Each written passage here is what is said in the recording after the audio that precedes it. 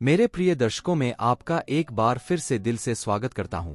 आपके अपने ज्ञानवर्धक YouTube चैनल गीता धर्मार्थ में दर्शकों, आज की कहानी आपके लिए बहुत ही खास और प्रेरणादायक होने वाला है। इस कहानी में आपको पूज्य गुरुजी से बहुत ही कुछ सीखने को मिलेगा जो आपके जीवन में काम आने वाला है। आज की वीडियो में आप पूज्य गुरुजी से जानेंगे कि किस प्रकार के कर्म करने से मनुष्य को अपार धन एवं सुख शांति प्राप्त होती है।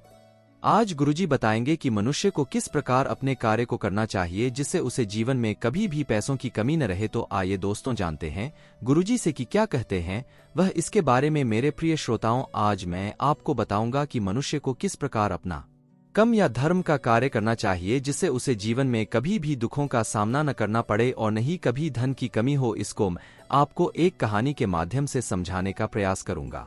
आप इस कहानी को पूरा सुनना, तभी आपको समझ आएगा, क्योंकि आधा अधूरा जानकारी किसी काम का नहीं होता, इसलिए कहानी को पूरा सुनना। आइए कहानी शुरू करते हैं। पुराने समय में एक नगरी थी जिसका नाम परभद्र था। वहां के राजा के यहाँ व्याघ्र नामक एक आदमी नौकरी करता था, परंतु नौकरी में उसका मन न लगा, इसलिए उसने किसानी का काम शुरू कर दिया। उसने बहुत मेहनत करके अपने खेतों में बीज बोए, लेकिन जो फसल उगी वह सारी खराब हो गई।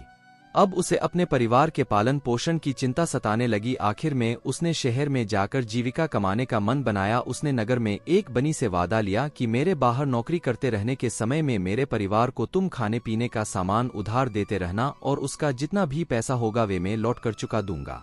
व्याघ्र इस बार शंकरपुर के राजा शूरसेन के यहाँ नौकरी करने पहुंचा। शूरसेन बहुत ही कंजूस और बेईमान राजा था। वह बातें तो बड़ी मीठी मीठी करता था, परंतु कई महीने काम करते रहने के बाद भी उसने व्याघ्र को कुछ भी वेतन नहीं दिया। व्याघ्र घर से जो थोड़ा बहुत रुपया लाया था बस उसी से अपना काम चलाने लगा, यहाँ तक कि उसने अपने हथियार तक बेच डाले। इसी तरह पूरा वर्ष बीत गया। शोर स्वयं से उसको वेतन नहीं मिला। आखिर उसको वहां का काम भी छोड़ना पड़ा। अब वह क्या लेकर घर जाए, यह चिंता उसे सताने लगी। उसे जब कुछ भी उपाय नहीं सूझा तो वह खाली हाथ ही घर लौट पड़ा। वह जब थका हुआ रात में घर पहुंचा तो द्वार से कान लगाकर उसने सुना कि बच्चे अपनी मां से मिठाई कपड़े खिलौने की जिद कर रहे हैं और वह उन्हें यह कहकर बहला रही है कि तुम्हारे पिता पैसा लेकर लौटने वाले हैं, तब सब कुछ ले लूंगी।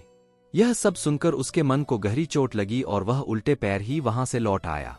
उसे रास्ते में भूख लगी तो उसने भिक्षा मांगकर पेट भर लिया। एक दिन रास्ते में उसने किसी को कहते हुए सुना कि रोहन आंचल में खुदाई करने पर वहां की धरती से हीरे मोती निकलते हैं। तब वह रोहन आंचल की ओर चल पड़ा।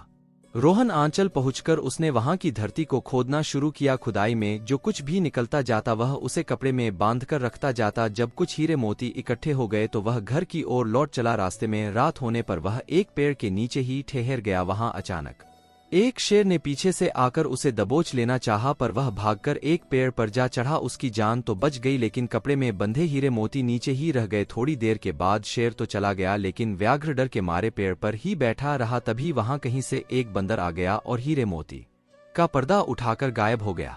व्याघ्र ने उसका बहुत पीछा किया पर बंदर को नहीं पकड़ सका।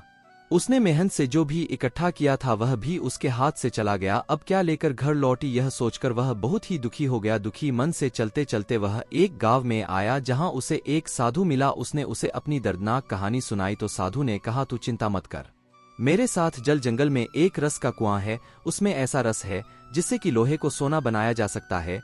मैं वह क्रिया जानता हूँ। व्याघ्र ने साधु की बात मान ली। दोनों बातें करते करते उस जंगल में जा पहुंचे जहां कुआं उठा। किसी तरह से साधु ने उसे कुएं में नीचे उतारा। उसे 2 कमंडल में रस भरना सका। उसने मेहनत से जो भी इकट्ठा किया था वह भी उसके हाथ से चला गया। अब क्या लेकर घर लौट, तो यह सोचकर वह बहुत ही दुखी हो गया। दुखी मन से चलते चलते वह एक गांव में आया जहां उसे एक साधु मिला। उसने उसे अपनी दर्दनाक कहानी सुनाई तो साधु ने कहा, 2 चिंता मत कर, मेरे साथ जल जंगल में एक रस का कुआं है।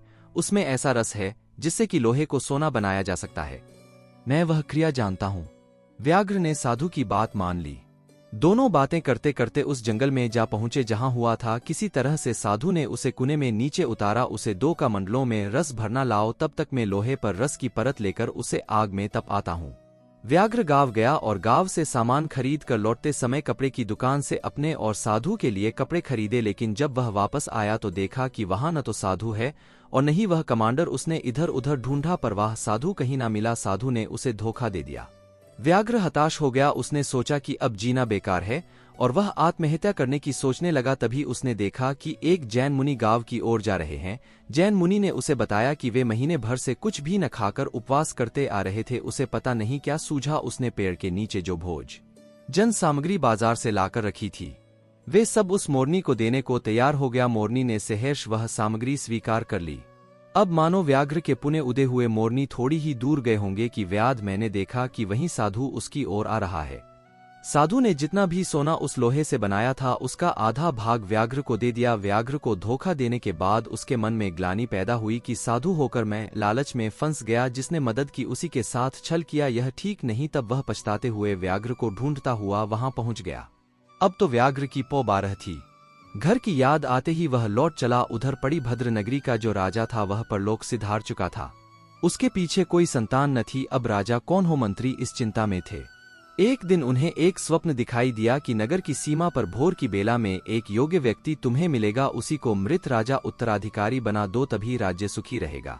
मंत्री अपने स्वप्न पर भरोसा करके सवेरे सवेरे नगर की सीमा पर उस व्यक्ति को खोजने चला गया। वहां आकर उसने व्याघ्र को देखा तो सोचा कि यह तो वही यहाँ का व्याघ्र नामक पुराना सेवक है जो कुछ दिन राजा के पास रहा था। वह उसे अपने साथ लेकर महल में आ गया और उसे राज सिंहासन पर बैठा दिया। उधर गरीबी के कारण कर्ज से लदी उसकी स्त्री और बच्चों को बनी ने राजा के बंदी गृह में डाल दिया था। जब व्याघ्र को पता चला तो उसने बनिए का सब कर्ज चुकाकर स्तरीय बच्चों को राजमहल में बुला लिया। उसकी पत्नी यह देखकर बहुत खुश हुई कि उसका पति व्याघ्र वहां का राजा था और वह 2 दिनों की मारी उसकी पत्नी रानी बन गई थी। परंतु व्याघ्र राजा होते हुए भी अपनी आपबीती को नहीं भूला। एक दिन उसने भरे दरबार में वह कहानी सुनाई और कहा, हो सकता है मेरे यह अच्छे दिन उस रोज जंगल में जो मैंने निराहार ही मुनि को भोजन आदि दिया था उसी से आए हैं। तब से वह अपना जीवन धर्म को प्रमुखता देते हुए बिताने लगा। सत्कर्मों में उसकी श्रद्धा बनी रही। वह दूसरों को सताने, राजमार्ग, धन धनबाद, अहंकार जैसी बुराइयों से हमेशा ही बचता रहा। सब तरफ उसकी प्रशंसा होने लगी।